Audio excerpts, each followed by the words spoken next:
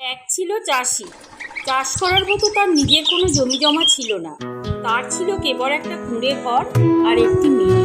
মেয়েটি ছিল খুব বুদ্ধিমতী। একদিন মেয়েটি তার বাবাকে বলল, "ও বাবা, আমাদের চাষ করার জন্য জমিদার মশাইকে কিছু জমি চাইবে।"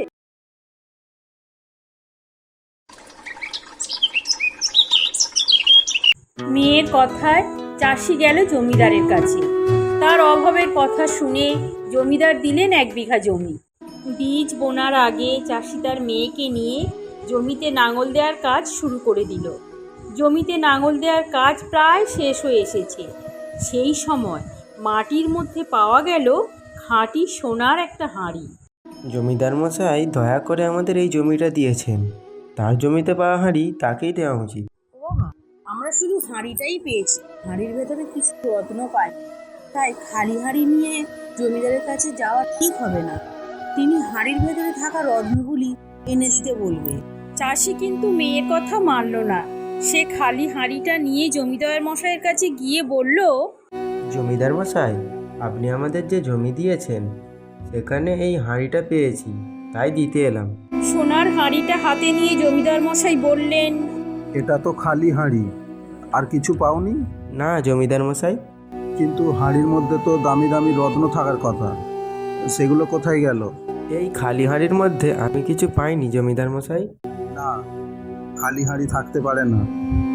আমাকে রত্নগুলি এনে দাও। যতদিন না রত্নগুলি এনে দিচ্ছ ততদিন তুমি এখানে বন্দি থাকো। এই বলে চাষিকে বন্দি করে রাখলো। কেবল জল আর রুটি ছাড়া কিছুই খেতে দিত না। চাষিকে যে রুটি আর জল দিতে আসতো সে শুনতে পেত চাষি এক কোণে বসে নিজের মনে মনে বিড়বিড় করে। হাই হাই, মেয়ের কথাগুলো শুনলে আমার এ দশা হতো না। একদিন সিপাহী জমিদার মশাইকে গিয়ে বলল, জমিদার মশাই, চাষি জল আর রুটি কিছুই খাচ্ছে না। যখনই যাই শুনতে পাই সে বিড়বিড় করে বলছে, হাই হাই, মেয়ের কথাগুলো শুনলে আমার এ দশা হতো না। চাষিকে আমার কাছে নিয়ে এসো, ব্যাপারটা কি জানা দরকার। আদেশ মতো চাষিকে জমিদার মশাইয়ের কাছে আনা হলো।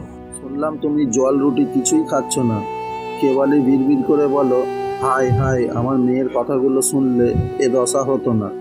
এর কারণ কি? জমিদার মশাই, মেয়ে আমাকে বলেছিল, বাবা খালি হাঁড়িটা নিয়ে যেও না। জমিদার মশাই বিশ্বাস করবেন না, তোমাকে রত্নগুলো চাইবে। তোমার মেয়ের তো তাহলে খুব বুদ্ধি দেখছি, তাহলে তার সঙ্গে একবার কথা বলতে হয়।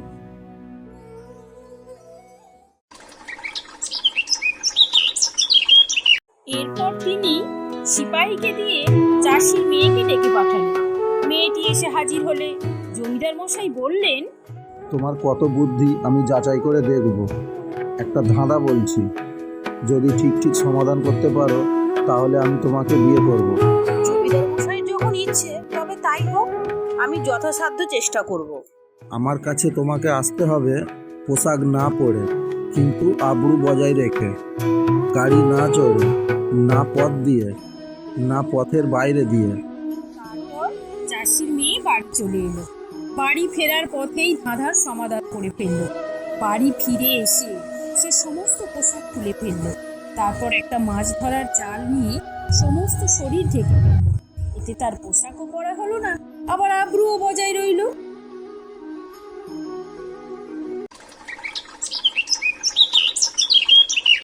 এরপর সে একটা গাধা ভাড়া করে জালটাকে বেঁধে দিল তার লেজের সঙ্গে। গাধাটাকে টেনে নিয়ে চলল গরুর গাড়ির চাকার দাগের মধ্য দিয়ে। এতে তার গাড়িতে যাওয়া হলো না। আর গরুর গাড়ির চাকার দাগ তো পথ নয়, কিন্তু সেটা পথের বাইরেও নয়। সেভাবে সে হাজির হলো জমিদার মশাইয়ের কাছে। জমিদার মশাই চাষির মেয়ের বুদ্ধি দেখে মুগ্ধ হয়ে বললেন, তুমি সত্যিই খুব বুদ্ধিমতী, অনেক বড় কাজ তুমি করতে পারবে। জমিদার তার কথা রক্ষা করলেন, চাষিকে মুক্তি দিলেন আর বিয়ে করলেন চাষির মেয়ে।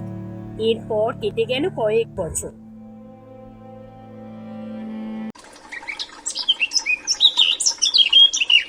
একদিন দুই চাষি এলো জমিদারের কাছে বিচার চাইতে। এই দুইজন তাদের গাড়ি করে মাল নিয়ে এসেছিল বাজারে। একজনের হলো বলদ টানা গাড়ি, অন্যজনের গাড়ি টানছিল কয়েকটা ঘোড়া। এই ঘোড়াগুলোর সঙ্গে ছিল একটা বাচ্চা। সেই বাচ্চাটা দৌড়ে এসে একটা মালটানা গাড়ির সামনের দিকে বাঁধা দুটো বলদের মাঝখানে এসে শুয়ে পড়েছিল। এখন বলদে টানা গাড়ির মালিক যে চাষি, সে এসে বলল ঘোড়ার বাচ্চাটা তার, আর ওদিকে ঘোড়ার গাড়িগুলোর যে মালিক, সেই চাষির দাবি বাচ্চাটা তাদের। এই নিয়ে বিচার চাইতে আসে জমিদারের কাছে।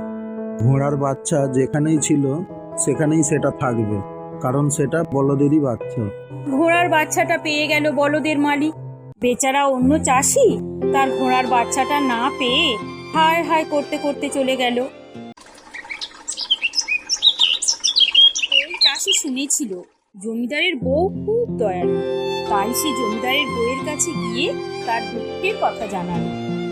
ঘোড়ার বাচ্চাটা ফিরে পাওয়ার বুদ্ধি আমি তোমাকে বলে দেব, কিন্তু আমার কথা কাউকে বলতে পারবে না।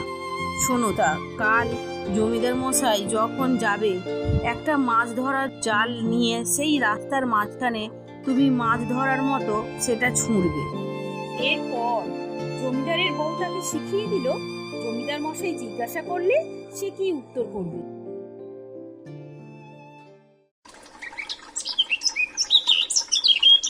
পরদিন সকালে চাষি জমিদারের যাবার রাস্তার ওপরে জাল ছুঁড়ে মাছ ধরার ভান করতে লাগলো। চাষিকে দেখে জমিদার তো অবাক হলেন। কিছু বুঝতে না পেরে লোকটা ওখানে কি করছে তা জানার জন্য তার সহচরকে পাঠালো। সহচর এসে চাষিকে জিজ্ঞাসা করলো, তুমি এখানে কি করছো? আমি মাছ ধরছি। শুকনো ডাঙার ওপরে তুমি মাছ ধরবে কি করে? বলদের যদি ঘোড়ার বাচ্চা হতে পারে, তাহলে আমিও শুকনো ডাঙায় মাছ ধরতে পারবো। সহচর ফিরে এসে জমিদারকে চাষির কথা জানালো। শুনে জমিদার বুঝলো চাষি কি বোঝাতে চাইছে। তিনি চাষিকে ডেকে পাঠিয়ে বললেন, মতলবটা খাসা করেছো, কিন্তু সত্যি করে বলো তো, এ কথা তোমাকে কে শিখিয়ে দিয়েছে? আমি নিজেই মতলবটা বার করেছি। জমিদার বিশ্বাস করলো না তার কথা। অনেক জোর করার পর চাষি স্বীকার করলো যে জমিদারের বউই তাকে মতলবটা শিখিয়ে দিয়েছে। জমিদার বাড়ি ফিরে গিয়ে তার বউকে ডেকে বললেন, তুমি আমাকে জব্দ করার মতলব চাষিকে শিখিয়ে দিয়েছো, তাই এখানে আর তুমি থাকতে পারবে না। চাষির বাড়ি থেকে এসেছিলে সেখানেই ফিরে যাও। তবে যাবার সময় তোমার যেটা সবচেয়ে প্রিয় জিনিস সেটা তুমি নিয়ে যেতে পারো। আপনার যখন আদেশ হয়েছে, নিশ্চয়ই আমি ফিরে যাব। এই বলে ঘুমের ওষুধ মিশিয়ে 2 গ্লাস শরবত তৈরি করে নিয়ে এলো। জমিদারকে জানালো, বিদায় নেওয়ার আগে আপনার সঙ্গে বসে এটা পান করে যেতে চাই। জমিদার এক চুমুকেই শরবতটা খেয়ে নিল। তার বউ কিন্তু খেলো না, কেবল ঠোঁট ছোঁয়ালো। দেখতে দেখতে জমিদার ঘুমে ঢলে পড়লেন। তারপর জমিদারের বউ তার নিজের বাড়িতে এনে তার বিছানায় শুইয়ে দিল। 1 রাত 1 দিন টানা ঘুমালেন। জেগে উঠে চারপাশে তাকিয়ে অবাক হয়ে গেলেন। আপন মনে বলে উঠলেন, আমি কোথায়? জমিদারের ডাকে কেউ সাড়া দিল না। কেবল তার বউ এগিয়ে এসে দাঁড়ালো তার বিছানার পাশে। তুমি বলেছিলে আমি যেন আমার প্রিয় জিনিসটি নিয়ে আসতে পারি। তোমার চেয়ে প্রিয় আমার কাছে কিছু নেই, তাই তোমাকে নিয়ে এসেছি আমার কুঁড়ে ঘরে। তোমার ভালোবাসার তুলনা নেই, আমি তোমাকে ভুল বুঝেছিলাম। এরপর জমিদার তার বউকে নিয়ে বাড়ি ফিরে এলেন। সুখে কাট